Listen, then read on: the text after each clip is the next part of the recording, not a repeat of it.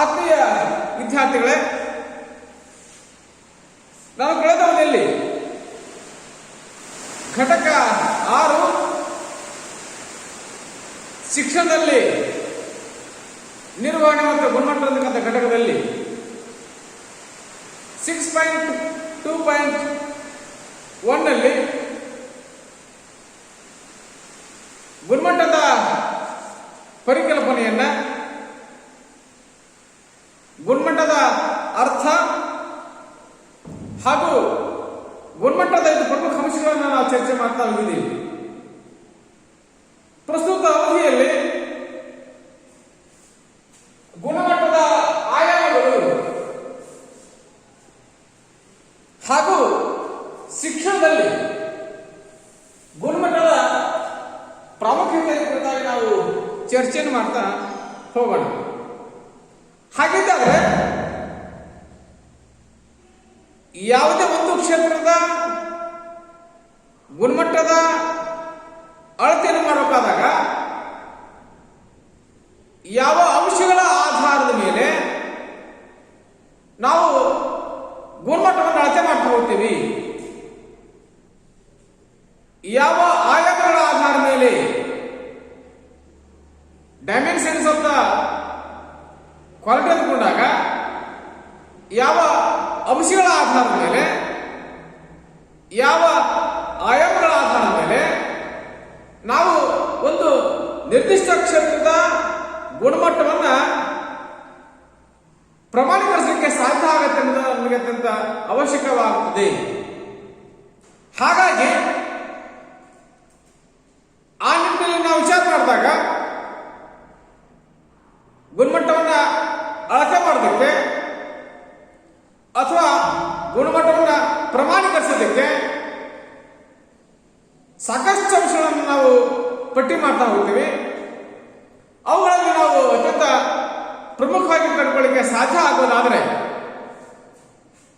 First ಆಗಿ ಕಾರ್ಯ ಸಾಧನೆ. ಹಾಗಾದ್ರೆ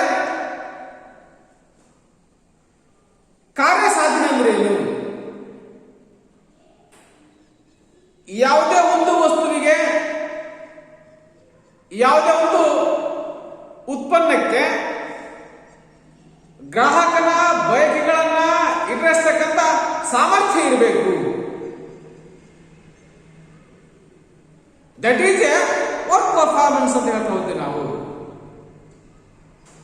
ಯಾವುದೇ ಒಂದು ಉತ್ಪನ್ನಕ್ಕೆ, ಯಾವುದೇ ಒಂದು ವಸ್ತುವಿಗೆ ಗ್ರಾಹಕನ ಬಯಕೆಗಳನ್ನ, ಬೇಡಿಕೆಗಳನ್ನ ಈಡೇರಿಸತಕ್ಕಂತಹ ಸಾಮರ್ಥ್ಯ ಇರಬೇಕು. ಆ ಸಾಮರ್ಥ್ಯವನ್ನ ಆ ವಸ್ತು ಹೊಂದಿರಬೇಕು. ಅದನ್ನ ನಾವು ಹೇಳ್ತಾ ಹೋಗ್ತೀವಿ ವರ್ಕ್ ಪರ್ಫಾರ್ಮೆನ್ಸ್ ಅಂತ. ಅಂದ್ರೆ ಕಾರಣ ಇಷ್ಟೇ, ಯಾವುದೊಂದು ಶಾಲೆ ಆಗಿರ್ಬೋದು, ಒಂದು ಶಾಲೆ ಆಗಿರ್ತಕ್ಕಂಥದ್ದು ತನ್ನ ಶಾಲೆಗೆ ಬಂದಂತ ವಿದ್ಯಾರ್ಥಿಯ ಬಯಕೆಗಳನ್ನ, ಬೇಡಿಕೆಗಳನ್ನ, ಅಪೇಕ್ಷಿತ ಗುರಿಗಳನ್ನ, ಅವನ ಎಕ್ಸ್ಪೆಕ್ಟೇಷನ್ಸ್ ಏನಿದಾವೆ ಅವುಗಳನ್ನ ಫುಲ್ಫಿಲ್ ಮಾಡೋದಕ್ಕೆ, ತುಂಬಿಕೊಳ್ಳಿಕ್ಕೆ ಯಶಸ್ವಿ ಆಗಬೇಕು. ಅದು ನಿಜವಾದ ಶಾಲೆ ಆಗಲಿಕ್ಕೆ ಸಾಧ್ಯ ಆಗುತ್ತೆ. ಇಲ್ಲದೆ ಹೋದ್ರೆ ಆ ಶಾಲೆ ಅದರಿಂದ ಕಳಪೆ ಗುಣಮಟ್ಟವನ್ನು ತೋರ್ಪಡಿಸುವ ಮೂಲಕ ಅತ್ಯಂತ ಬೇಗ ಜನಮಾನಸದಿಂದ ದೂರ ಆಗೋದನ್ನು ನಾವು ಕಂಡುಕೊಳ್ಳಿಕ್ಕೆ ಪ್ರಯತ್ನ ಮಾಡಬಹುದು. ಹಾಗಾಗಿ ನಾವು ಹೇಳ್ತಾ ಹೋಗ್ತೇವೆ, ಯಾವುದೇ ವಸ್ತುವಿನ ಉತ್ಪಾದನೆಯ ಮೂಲ ಗುರಿ ಸೇವೆಯಾಗಿರಬೇಕು.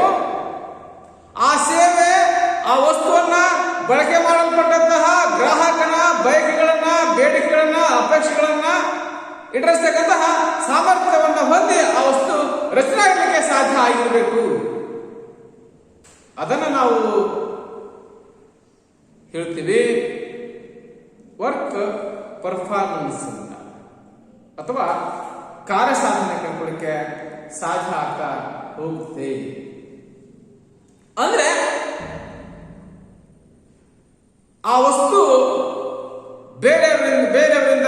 ಪ್ರಶಂಸೆಗೆ, ಬೇರೆಯವರಿಂದ ಮನ್ನಣೆಗೆ, ಬೇರೆಯವರ ಪ್ರೀತಿ ವಿಶ್ವಾಸಕ್ಕೆ ಪಾತ್ರವಾದನ್ನು ನಾವು ಕಾಣಬಹುದು. ಇಲ್ಲೇ ಹೋದರೆ ಆ ವಸ್ತು, ಆ ಸಂಸ್ಥೆ ಅತ್ಯಂತ ಬೇಗ ಜನಮಾನಸದಿಂದ ಬಹುದೂರ ಆಗುವುದನ್ನು ಕಂಡುಕೊಳ್ಳಕ್ಕೆ ನಾವು ಪ್ರಯತ್ನ ಮಾಡ್ತಾ ಹೋಗ್ಬೋದು. ಇನ್ನ ನೆಕ್ಸ್ಟ್ ಒನ್ನಾಗಿ ಲಕ್ಷಣಗಳು. ನಾವೊಮ್ಮೆ ಫ್ಯೂಚರ್ಸ್ ಅಂತ ನಾವು ಅದನ್ನ ಕರಿತಾ ಹೋಗ್ತೇವೆ. ಹಾಗಾದ್ರೆ ಲಕ್ಷಣಗಳು ಅಂದ್ರೆ ಏನು? ಲಕ್ಷಣಗಳು ಅಂತಂದ್ರೆ ಒಂದು ವಸ್ತುವನ್ನ ನೋಡಿದ ಮೇಲೆ ಆ ವಸ್ತುವನ್ನ ಖರೀದಿಸ್ತಕ್ಕಂತಹ ಪ್ರೇರಣೆಗೆ ವ್ಯಕ್ತಿ ಒಳಗಾಗಬೇಕು. ನಾವೆಲ್ಲ ನೋಡ್ತಾ ಇದೀವಿ. ಹೊಸ ಹೊಸ ಶಾಲೆಗಳ ಸ್ಥಾಪನೆ ಆಗ್ತಿದ್ದಾವೆ, ಹೊಸ ಹೊಸ ಕಾಲೇಜುಗಳ ಸ್ಥಾಪನೆ ಆಗ್ತಿದ್ದಾವೆ. ಆ ಶಾಲೆಗಳಿಗೆ ಗುರುಕುಲ, ನಲಂದ, ತಕ್ಷಶಿಲಾ ಹೆಸರನ್ನ ಇಡ್ತಾ ಇದ್ದಾರೆ. ಈ ಗುರುಕುಲಗಳು, ನಲಂದ, ತಕ್ಷಶಿಲಾ ಇವೆಲ್ಲ ಹಲವಾರು ಶತಮಾನಗಳ ಹಿಂದೆ ಅತ್ಯಂತ ಶ್ರೇಷ್ಠವಾಗಿರ್ತಕ್ಕಂತಹ ವಿದ್ಯಾಸಂಸ್ಥೆಗಳಾಗಿದ್ದವು, ವಿಶ್ವವಿದ್ಯಾಲಯಗಳಾಗಿದ್ದವು. ಹಾಗಾಗಿ ಅದರ ಆಧಾರದ ಮೇಲೆ ಇವತ್ತಿನ ಶಾಲಾ ಕಾಲೇಜುಗಳಿಗೆ ನಲಂದ, ತಕ್ಷಶಿಲಾ, ಗುರುಕುಲ ಅಂತೇಳಿ ಹೆಸರನ್ನು ಕೊಡ್ತಿದ್ದಾರೆ. ಅಂದ್ರೆ ಯಾವುದೇ ಒಂದು ವಸ್ತು ಗ್ರಾಹಕರನ್ನ ಪ್ರಚೋದನೆಗೆ ಒಳಪಡಿಸಬೇಕು, ಗ್ರಾಹಕರನ್ನ ಮೋಟಿವೇಶನ್ ಮಾಡ್ತಕ್ಕಂತಹ ಸ್ಥಿತಿಯಲ್ಲಿ ಆ ವಸ್ತುವನ್ನು ನಾವು ನಿರ್ಮಿಸಲಿಕ್ಕೆ ಸಾಧ್ಯ ಆಗಿರಬೇಕು. ಹಾಗಾಗಿ ಅಥವಾ ವಿಶೇಷವಾಗಿ ವಸ್ತುವಿನ ಬಣ್ಣ, ಅದರ ಗಾತ್ರ, ಅದರ ವಿನ್ಯಾಸ, ಅದರ ಆಕಾರ, ಇದು ಗ್ರಾಹಕನನ್ನ ಬಹುಬೇಗ ಚಕಿತಗೊಳಿಸ್ತಕ್ಕಂಥ ಕೆಲಸವನ್ನ, ಜೊತೆಗೆ ವಸ್ತುಗಳನ್ನು ಕೊಳ್ಳೋದಕ್ಕೆ, ಖರೀದಿಸಲಿಕ್ಕೆ ಅವನನ್ನ ಪ್ರಚೋದನೆಗೆ, ಪ್ರೇರಣೆಗೆ ಮೋಟಿವೇಟ್ ಮಾಡತಕ್ಕಂಥ ಕೆಲಸವನ್ನ ಆ ವಸ್ತು ಮಾಡ್ತಾ ಹೋಗುತ್ತೆ. ಹಾಗಾಗಿ ಇದು ಆ ವಸ್ತುವಿನ ಪ್ರಮುಖ ಲಕ್ಷಣ ನಾವು ಕಂಡುಕೊಳ್ಳಕ್ಕೆ ಪ್ರಯತ್ನ ಮಾಡಬಹುದು. ಇನ್ನಷ್ಟು ಚೆನ್ನಾಗಿ ವಿಶ್ವಸನೀಯತೆ, ರಿಲಿಯಬಿಲಿಟಿ ಅಂತ ನಾವು ಹೇಳ್ತಾ ಹೋಗ್ತೀವಿ. ನಾವು ಅಂದ್ರೆ ಯಾವುದೊಂದು ವಸ್ತುವಿಗೆ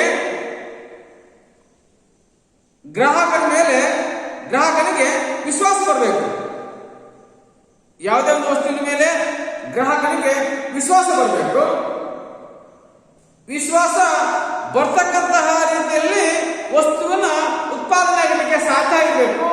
ಆ ಕ್ವಾಲಿಟಿ, ಆ ಗುಣಮಟ್ಟವನ್ನ ಆ ವಸ್ತು ಕಾಪಾಡಿಕೊಳ್ತಕ್ಕಂತಹ ಸಾಮರ್ಥ್ಯವನ್ನ ಹೊಂದಿರಬೇಕು. ಫಾರ್ ಎಕ್ಸಾಂಪಲ್ ಆಗಿ ನಾವೆಲ್ಲ ನೋಡ್ತಾ ಇದ್ದೀವಿ, ಪಾರ್ಲೇಜಿ ಬಿಸ್ಕತ್ ಅನ್ನ, ಪಾರ್ಲೇಜಿ ಬಿಸ್ಕತ್ ಏನಿದೆ ಸುಮಾರು ನಾನು ಮಗುವಾಗಿದ್ದಾಗ ಸಹಿತ ಅದನ್ನ ಯೂಸ್ ಮಾಡಿದ್ದೀವಿ, ಇನ್ನೂ ಸಹಿತ ಯೂಸ್ ಮಾಡ್ತಿದ್ದೀವಿ, ಮುಂದೆ ಸಹಿತ ಯೂಸ್ ಮಾಡ್ತಿದ್ದೀವಿ. ಹಾಗೆಯೇ ನಂದಿನಿ ಬ್ರ್ಯಾಂಡ್ ಏನಿದೆ, ಕರ್ನಾಟಕದ ಹಾಲು ಉತ್ಪನ್ನ ಆಗಿರತಕ್ಕಂತಹ ನಂದಿನಿ ಉತ್ಪನ್ನಗಳೇನಿದ್ದಾವೆ, ಬೆಲೆ ಕಡಿಮೆನೂ ಇದೆ, ಜೊತೆಗೆ ಗುಣಮಟ್ಟದಲ್ಲೂ ಇದೆ. ಯಾಕೆ? This is a reliability. ಜನರಿಗೆ ವಿಶ್ವಾಸ ಬರುತ್ತೆ,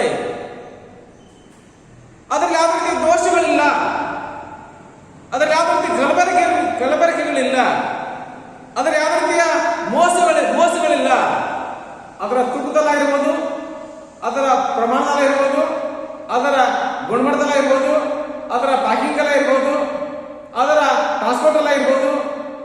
ಕಾರಣ ಸಹಿತ ಯಾವುದೇ ಹಂತದಲ್ಲೂ ಸಹಿತ ಮೋಸ ಮಾಡಲಿಕ್ಕೆ ಸಾಧ್ಯ ಇಲ್ಲ.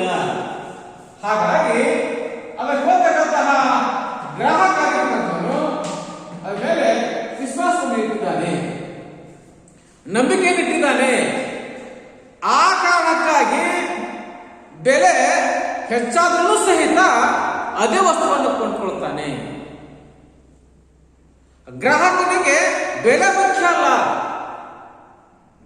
ಅದರ ಬದಲಾಗಿ ಆ ವಸ್ತುವನ್ನ ಉಪಭೋಗ ಮಾಡಿದ ಮೇಲೆ ಸಿಗತಕ್ಕಂತಹ ತೃಪ್ತಿ ಏನಿದೆ ಅಥವಾ ಸ್ಯಾಟಿಸ್ಫ್ಯಾಕ್ಷನ್ ಏನಿದೆ ಅಥವಾ ಯುಟಿಲಿಟಿ ಪುಷ್ಟಿ ಗುಣ ಏನಿದೆ ಅದು ಅವನಿಗೆ ಅತ್ಯಂತ ಅವಶ್ಯಕ. ಒಬ್ಬ ಗ್ರಾಹಕ ತನ್ನ ತೃಪ್ತಿಗಾಗಿ ಎಷ್ಟೇ ಬೆಲೆ ಕೊಟ್ಟರೂ ಸಹಿತ ವಸ್ತು ಖರೀದಿಸ್ತಾನೆ ಹೋಗ್ತಾನೆ.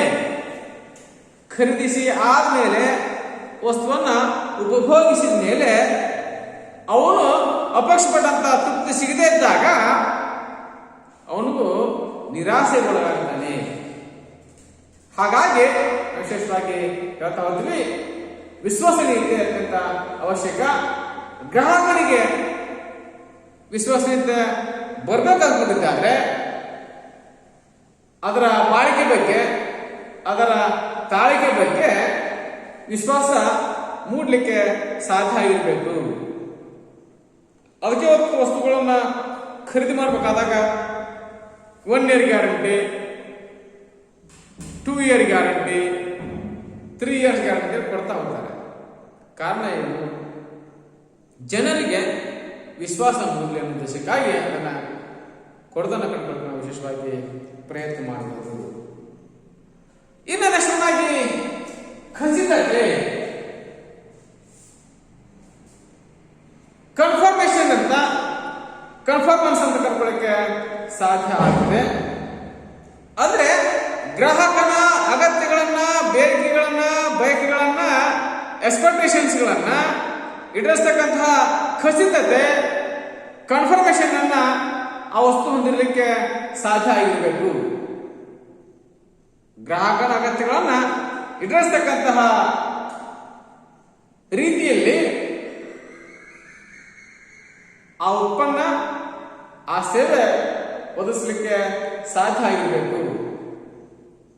ಅವನ ಬೇಡಿಕೆಗಳನ್ನ ಕುರಿತಾಗಿ ಖಚಿತತೆ ಮೂಡಿಸ್ತಕ್ಕಂತಹ ಪ್ರಕ್ರಿಯೆ ಗುಣಮಟ್ಟದ ಪ್ರಮುಖ ಲಕ್ಷಣ. ಆ ನಿಟ್ಟಿನಲ್ಲಿ ಕಂಡುಕೊಳ್ಳಿಕ್ಕೆ ಸಾಧ್ಯ ಆದರೆ ಖಚಿತತೆ ಅತ್ಯಂತ ಅವಶ್ಯಕ. ನೆಕ್ಸ್ಟ್ ಆಗಿ ತಾಳಿಕೆ ಮತ್ತು ಬಾಳಿಕೆ. ತಾಳಿಕೆ ಅಥವಾ ಬಾಳಿಕೆ ಅಂದ್ರೆ ಡ್ಯೂರಾಬಿಲಿಟಿ. ಯಾವುದೊಂದು ಉತ್ಪಾದನಾ ಮಾಡಿದಂತಹ ವಸ್ತು ಬಹುಕಾಲ ಬಾಳಿಕೆ ಬರುವಂತಿರಬೇಕು ಅಂತ ಹೇಳ್ತಾರೆ. ಯಾವುದೋ ವಸ್ತು ಖರೀದಿ ಮಾಡಿದ ಮೇಲೆ ಇವತ್ತು ಮುಗಿದ ನಾಳೆ ಕೂಡ ಆಗಿಲ್ಲ, ಅದರ ಬದಲಾಗಿ ಬಹುದಿನಗಳ ಕಾಲ ಆ ವಸ್ತು ಬಾಳಿಕೆ ಬರುವಂತಿರಬೇಕು. ಅದನ್ನು ಹೇಳ್ತೀವಿ ಡ್ಯೂರಾಬಿಲಿಟಿ ಅಥವಾ ತಾಳಿಕೆ ಕಂಡುಕೊಳ್ಳಿಕ್ಕೆ ಸಾಧ್ಯ ಆಗ್ತದೆ. ಹಾಗಾಗಿ ಹೆಚ್ಚು ದಿನಗಳ ಕಾಲ ಬರ್ತಕ್ಕಂತಹ ವಸ್ತು, ಬಾಳಿಕೆ ಬರತಕ್ಕಂತಹ ವಸ್ತು ಗುಣಮಟ್ಟದಲ್ಲಿ ಶ್ರೇಷ್ಠವಾಗಿರ್ತದೆ. ಗುಣಮಟ್ಟದಲ್ಲಿ ಉತ್ತಮವಾಗಿ ಕಂಡುಕೊಳ್ಳಕ್ಕೆ ನಾವು ಪ್ರಯತ್ನ ಮಾಡಬಹುದು. ಹಾಗಾಗಿ ತಾಳಿಕೆ ಬಾಳಿಕೆ ಅತ್ಯಂತ ಅವಶ್ಯಕ. ಅದು ಸಹಿತ ಉತ್ತಮವಾಗಿರ್ಲಿಕ್ಕೆ ಸಾಧ್ಯ ಆಗಿರಬೇಕು. ನೆಕ್ಸ್ಟ್ ಆಗಿ ಸೇವಾ ಸಾಮರ್ಥ್ಯ. ಯಾವುದು ಸಹಿತ ಲಾಭವೇ ಪ್ರಮುಖ ಗುರಿಯಾಗಿರಬಾರ್ದು. ಒಂದು ವಸ್ತು ಅತ್ಯಂತ ಪ್ರಮುಖವಾಗಿ ಅದರ ಗುರಿ ಅಂದ್ಕೊಳ್ಳಿಕ್ಕೆ ಸಾಧ್ಯ ಆದರೆ ಸೇವಾ ಸಾಮರ್ಥ್ಯ. ಅಂದ್ರೆ ನಾವು ವಿಶೇಷವಾಗಿ ಹೇಳ್ತಾ ಹೋಗ್ತೀವಿ ಸರ್ವಿಸಿಬಿಲಿಟಿ ಅಂತ ಹೇಳ್ತಾ ಹೋಗ್ತೀವಿ. ನಾವು ಯಾವುದೇ ಒಂದು ವಸ್ತುವನ್ನು ನಾವು ಉತ್ಪಾದನೆ ಮಾಡ್ತಿದ್ದೀವಿ ಅಂತಂದ್ರೆ ಲಾಭ ನಂತರದ ವಿಚಾರ. ಮೊದಲು ಆ ವಸ್ತು ಗ್ರಾಹಕನ ಬಯಕೆಗಳನ್ನ, ಬೇಡಿಕೆಗಳನ್ನ ಈಡೇರಿಸತಕ್ಕಂತಹ ಸಾಮರ್ಥ್ಯ ಹೊಂದಿರಬೇಕು. ಅದು ಅತ್ಯಂತ ಅವಶ್ಯಕ. ಹಾಗಾಗಿ ಪ್ರತಿಯೊಂದು ವಸ್ತು ಸಹಿತ ನಿರ್ದಿಷ್ಟವಾದಂತಹ ಸೇವಾ ಸಾಮರ್ಥ್ಯ ಹೊಂದಲಿಕ್ಕೆ ಸಾಧ್ಯ ಆಗಿರಬೇಕು. ಈ ಸೇವಾ ಸಾಮರ್ಥ್ಯ ಏನಿದೆ ನಿರಂತರವಾಗಿ ಒಂದು ವಸ್ತುವನ್ನ ಪರಿಶುದ್ಧಗೊಳಿಸ್ತದೆ, ಬದಲಾಯಿಸ್ತಾ ಹೋಗುತ್ತೆ. ಒಂದು ವಸ್ತು ಉತ್ಪಾದನೆ ಮಾಡ್ತಾ ಹೋಗ್ತೀವಿ, ಅದರಿಂದ ಡಿಮೆರಿಟ್ಸ್ ಇದೆ, ಹಾಗಾದ್ರೆ ಅದನ್ನು ಕಡಿಮೆ ಮಾಡಬೇಕು. ಒಂದು ವಸ್ತುವನ್ನ ಸತತವಾಗಿ ನಿರಂತರವಾಗಿ ಪ್ರಗತಿ ಪಥದತ್ತ ಕೊಂಡೊಯ್ಯಲಿಕ್ಕೆ ಸಾಧ್ಯ ಆಗುತ್ತೆ, ಅದು ಅತ್ಯಂತ ಅವಶ್ಯಕ. ಹಾಗಾಗಿ ಆ ಸಾಮರ್ಥ್ಯ ಗುಣಮಟ್ಟದ ಪ್ರಮುಖ ಆಯಾಮ ಕಂಡುಕೊಳ್ಳಿಕ್ಕೆ ನಾವು ಪ್ರಯತ್ನ ಸಹಿತ ಮಾಡ್ತಾ ಹೋಗ್ತೀವಿ. ಹಾಗಾಗಿ ಒಂದು ವಸ್ತುವಿದ್ದಂತಹ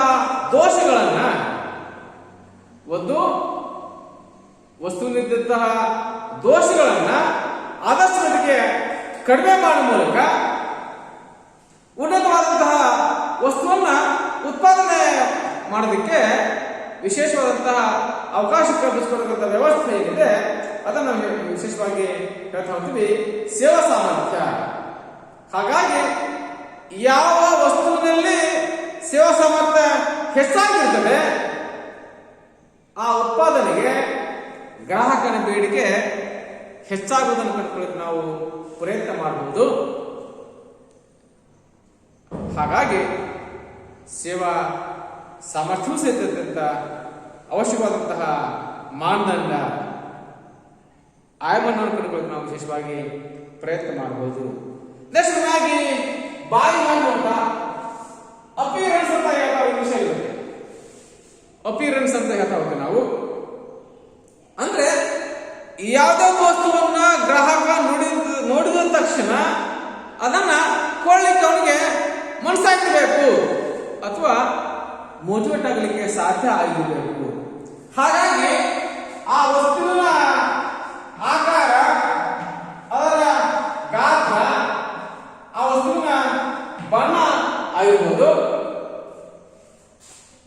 ಜೊತೆಗೆ ಆ ವಸ್ತುವಿನ ಪ್ಯಾಕಿಂಗ್ ಮಾಡತಕ್ಕಂತಹ ಸಿಸ್ಟಮ್ ಆಗಿರ್ಬೋದು, ಆ ವಸ್ತುವಿನ ಪ್ಯಾಕಿಂಗ್ ಮಾಡತಕ್ಕಂತಹ ಸಿಸ್ಟಮ್ ಆಗಿರ್ಬೋದು, ಇವೆಲ್ಲೂ ಕೂಡ ಏನಿದೆ ಗ್ರಾಹಕನ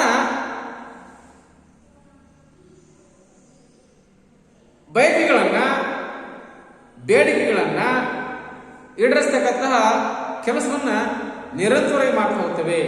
ಹಾಗಾಗಿ ಯಾವುದೋ ಒಂದು ವಸ್ತುವಿನ ಈ ಬಾಹ್ಯ ನೋಟ ಏನಿದೆ ಅಪಿಯರೆನ್ಸ್ ಇಸ್ ವೆರಿ ಇಂಪಾರ್ಟೆಂಟ್ ಅಂತ ಹೇಳ್ತಾ ಇದ್ದೀವಿ ನಾವು.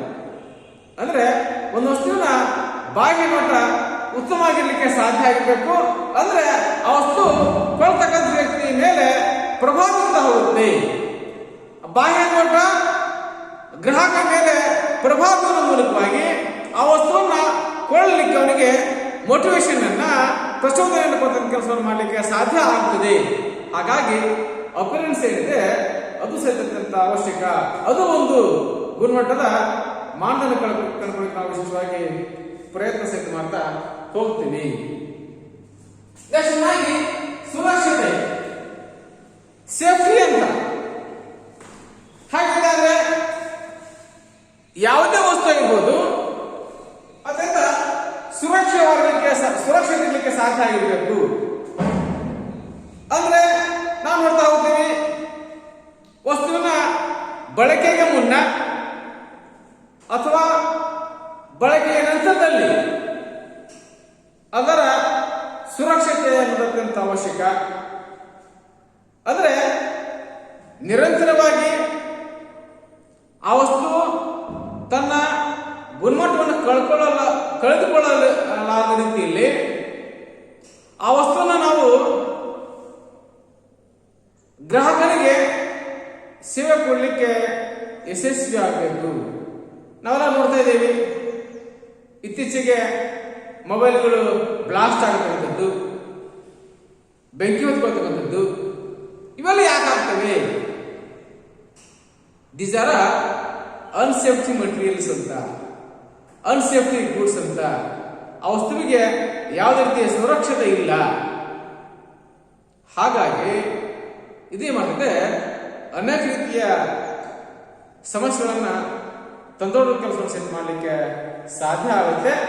ಹಾಗಾಗಿ ವಸ್ತುವಿನ ಬಳಕೆಗೆ ಮುನ್ನ ಮತ್ತು ಬಳಸಿದ ನಂತರ ಆ ವಸ್ತು ತನ್ನ ಗುಣಮಟ್ಟದಲ್ಲಿ ಕಳಪೆಯಾಗಿಲ್ಲ ನಿರಂತರ ಸೇವೆ ಮಾಡುವ ಮೂಲಕ ಅತ್ಯಂತ ಸುರಕ್ಷಿತವಾಗಿರ್ಲಿಕ್ಕೆ ಸಾಧ್ಯ ಆಗತಕ್ಕಂತಹ ವ್ಯವಸ್ಥೆ ಏನಿದೆ ಅದನ್ನು ನಾವು ಸೇಫ್ಟಿ ಅಥವಾ ಸುರಕ್ಷತೆ ಕಂಡುಕೊಳ್ಳಿಕ್ಕೆ ಪ್ರಯತ್ನ ಸಹಿತ ಮಾಡ್ತಾ ಹೋಗ್ತೀವಿ.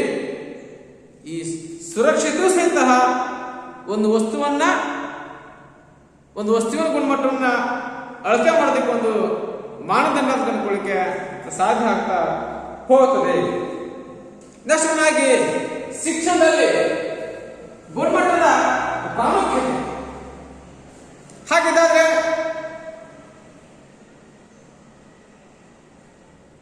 ಎಲ್ಲ ಕ್ಷೇತ್ರಗಳ